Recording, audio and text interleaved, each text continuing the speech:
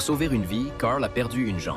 Le lendemain, après s'être réveillé, ses supérieurs lui ont décerné une médaille d'honneur et lui ont conseillé de prendre sa retraite. Mais Carl n'était pas satisfait. Il a demandé l'amputation, la pose d'une prothèse et son retour dans l'armée. Pour se rétablir, il commença à s'entraîner désespérément. Mais, ayant perdu une jambe, il ne put terminer son entraînement. À chaque tentative de saut, la douleur était insupportable. Il a essayé encore et encore, mais a échoué encore et encore. Il a craqué, battant sa prothèse avec furie. C'est alors que son ancien entraîneur est réapparu. L'entraîneur lui a dit, 1 mois plus tard, un colonel de la marine tiendra une réunion d'évaluation médicale pour toi et il va te forcer à prendre ta retraite. Si tu veux revenir, tu devras prouver que tu peux le faire. Alors l'instructeur a commencé à l'entraîner. La récupération de Carl a été rapide et il a bientôt atteint le niveau des militaires normaux. Lors de l'évaluation, face aux questions difficiles du colonel, Carl ne montrait aucune peur. Mais le colonel n'avait aucune intention de le faire réussir. Il a apporté la combinaison de plongée la plus lourde, pesant 290 livres, et a exigé que Carl la porte et fasse 12 pas indépendants. 12 pas était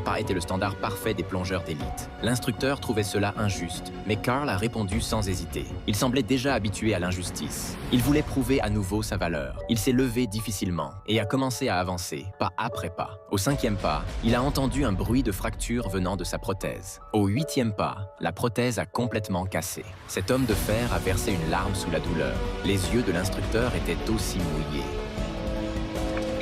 The Navy diver is not a fighting man, he is a salvage expert. 10. If it's lost underwater, he finds it. If it's sunk, he brings it up. If it's in the way, he moves it. 11. If he's lucky, he will die young 200 feet beneath the waves. Well, that is the closest he will ever get to being a hero. Hell, I don't know why anybody'd want to be a Navy diver. Now you report to this line, Cookie.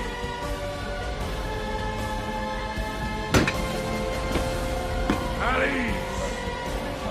Tout le monde était ému par sa volonté de faire. Ce film s'appelle Man of Honor.